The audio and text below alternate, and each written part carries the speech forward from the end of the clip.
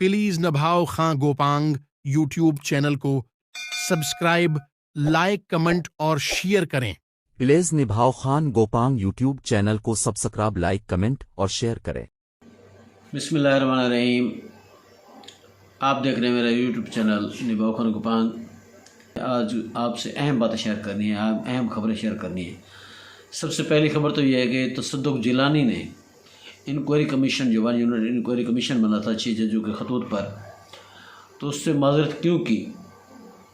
उन्होंने prime minister काबीना से इस्तफ़ार किया कि मुझे सिर्फ 7 जो जज हैं उन्होंने मुंतखब किया है काबीना के साथ मिलकर, या फुल कोर्ट बेंच ने, यानी तमाम हाजिर सर्विस जज जो सुप्रीम कोर्ट में इस वक्त काम कर रहे हैं उन्होंने, तो उनको गैर तसल्ली बख्श जब जवाब मिला कि भी सिर्फ 7 रुकनी बेंच या काबीना की कुछ लोगों ने मशवरा करके आपको इंक्वायरी कमीशन मुकर्रर किया है, तो उन्होंने गैर तसल्ली बख्श जवाब के बाद ये फैसला किया कि मैं कमीशन से फारिग हो रहा हूँ, मैं ये इस कमीशन का सरबराह नहीं बन सकता।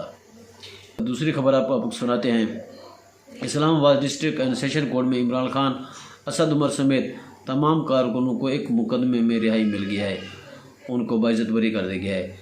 सेनेट इलेक्शन हुए आज, लेकिन सिर्फ KPK में नहीं हुए, क्योंकि KPK में मखसूस नशिस्त वाला मामला चल रहा है कोर्ट में। तो 30 में से 19 नशिस्तों पर आज वोट डाले गए, जिनमें सबसे 3 नाम मैं आपसे लेता हूँ। इसाक डार साहब, राना महमूद हसन जो है ना जनरल सीट पर, इसाक डार टेक्नोक्रेट की सीट पर इस्लामाबाद से, और फैसल वावड़ा साहब मुंतखब हो गए। तो फैसल वावड़ा साहब को जब वोट मिले तो बाहर उन वोट देने वालों को जब पूछा गया, साहबी ने पूछा कि आपने इनको वोट क्यों दिए, क्या देखा इनमें, तो उन्होंने कहा हमें ऊपर से हुक्म है, यानी कि हमारी पार्टी का जो मंशूर है, हमें पार्टी के कैदी ने हुक्म दिया कि आपने फैसल वावड़ा को वोट देना, इसलिए हमने दिया, और वो मुंतखब हो गया सेनेटर। तो पार्टी को कौन लीड कर रहा है, ये बातें हुई या हो रही हैं कि ऐसे जो 6 जजों के खतूत में जो मतलब इंदिया दिया गया है। तो खैर एनीवे, सैफर केस की समाअत कल तक मुलतवी हो गई है, क्योंकि सेनेट इलेक्शन की वजह से कल तक मुलतवी हुई। अपोजिशन लीडर उमर अयूब को बना दिया गया है, लीडर ऑफ जो है ना वो हिज़्ब इख्तिलाफ वो बन गए हैं, और चंद रोज़ तक मेरे ख्याल में शेर अफजल मरवत साहब पब्लिक अकाउंट कमेटी के चेयरमैन भी बन जाएंगे। अच्छा, उसके बाद अडियाला जेल में 190 मिलियन पाउंड की केस की समाअत के बाद बुशरा बीबी ने बहुत एक संगीन निज़ाम लगाया है कि मेरे खाने में हार्पिक ये वो बाथरूम वाशरूम सफाई करने के लिए होता है, तो उसके 3 कतरे मिलाए गए हैं, जिसकी वजह से मुझे जल्द पर निशानात, यानी कि जल्दी तकलीफ भी हुई है और आँखों में सोजिश हो रही है। तो इमरान खान ने कहा कि बुशरा बीबी का तिब्बी मुआयना शौकत खानम के डॉक्टर आसिम साहब से करवाया जाए, लेकिन अगर बुशरा बीबी को कुछ हुआ तो इसके ज़िम्मेदार जनरल आसिम मुनीर होंगे, क्योंकि यहाँ आम डॉक्टर से करवाया गया है, एक सिंपल डॉक्टर से, तो हम उस तिब्बी मुआयने से जो है ना वो मुतमिन नहीं है। तो अदलिया ने कहा कि भी आप बाकायदा तौर पर तहरीर दरख्वास्त दें तिब्बी मुआयने के लिए, फिर हम उस पर गौर करेंगे। तो ये एक बहुत बड़ा इल्ज़ाम इमरान खान ने भी लगा दिया है आसिम मुनीर साहब। तो पता नहीं मुल्क किस तरफ जा रहा है, अल्लाह रहम करे।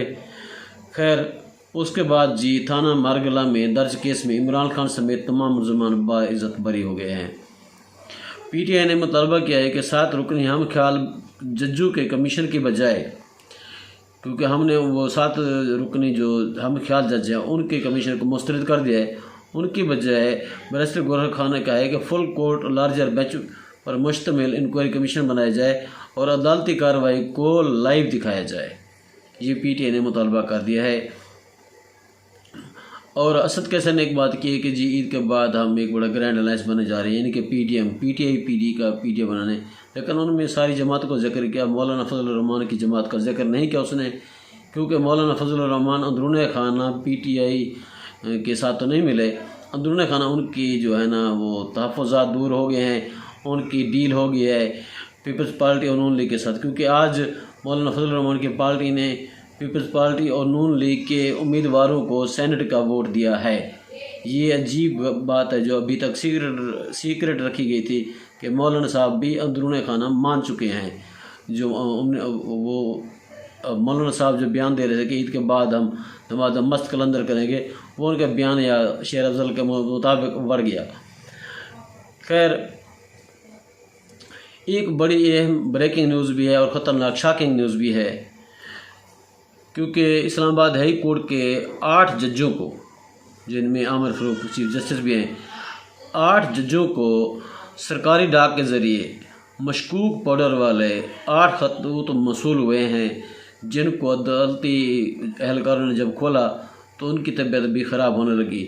فوری طور پر ایکسپرٹ ٹیمیں آ گئیں تو انہوں نے دیکھا کہ ایڈریس جو لکھا ہوا ہے وہ ایک ان کے نامعلوم ایڈریس کے اوپر ریشم زوجہ وقار، بس ایک عورت کے نام سے وہ خط آیا ہوا تھا، کوئی ایڈریس نہیں تھا، کچھ بھی نہیں تھا۔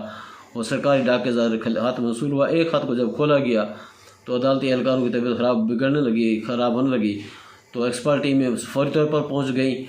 تو اس کے بعد وہ جسٹس عامر فاروق نے فوری طور پر ڈی آئی جی اسلام آباد اور آئی جی اسلام آباد کو طلب کر لیا ہے کہ اس کی تحقیقات کر کے ہمیں اس کے فوری طور پر اس کا احتساب دے کے بھی یہ ڈاک کہاں سے آئی ہے، کس طریقے سے آئی ہے، یعنی کہ پوسٹ آفس سرکاری طور پر وہ، کیونکہ آج کل جو ہے نا خط پر خط، لیکن ججوں کو جو ڈرائے دھمکایا جا رہا ہے، اس طرح کے خطوط بھیجے جا رہے ہیں۔ پہلے آتے تھے ان میں سے کافی میں نارملی چیزیں ہوتی تھیں، لیکن ایک آدھا خط میں وہ زہر بھی ملا تھا کہ 9/11 کے بعد خطوط آتے جاتے رہے تھے۔ لیکن اس میں کیا نکلتا ہے یہ جیسے ہی آپ کا نتیجہ آئے گا آپ کے سامنے رکھیں گے۔ فی الحال تک کے لیے اجازت دیجیے، اپنا خیال رکھے گا۔ غزہ فلسطین کے مسلمانوں کے لیے ضرور دعا کیجیے کہ اللہ تعالیٰ ان کی غیبی امداد فرمائے۔ جزاک اللہ۔